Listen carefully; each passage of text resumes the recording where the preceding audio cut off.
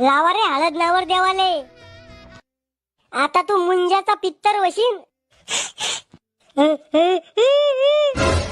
काय झालं? अहो दादी, ही हळद नाही, गरम मसाला आहे.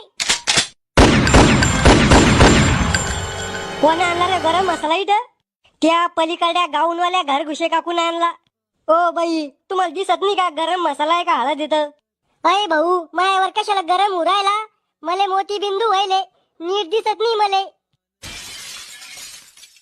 श्याम्या, जाय रे, आतून चांगली हळद घेऊन ये. घ्या हळद आणि घसाडा नवर देवाले. आता एवढीसा होता तू, भोंगा येण्याचा गल्ले ना, आणि पायता पायताच नवरदेव झाला ना. मावशी, आता लहानपणीच कशाला उकरून करवाले इथं? चुपचाप हळद लावा आणि बाजूला खपा. आजूक लगन बी झालं नाही आणि लागला का लगे रंग दाखवाले. तुमच्या सारख्याच कळलाव्या बाया लोकांचे चालू संसार मोडत्या. शनफडराव, तुमचं पोरग लग्नाच्या आधी इतकं घुरघुर करून राहिलं तर बायको आल्यावर तुम्हाला तर घराच्या बाहेरच काढून देईन.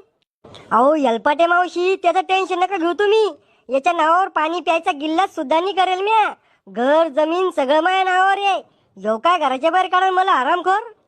अहो डॅडी, मी म्हणलं का तुम्हाला घराच्या बाहेर काढायचं? ओ यलपाटे मावशी, झालं ना तुमचं? जा बर का तुम्ही. उभे उभे भांडे लावून देईल तुम्ही आमचे.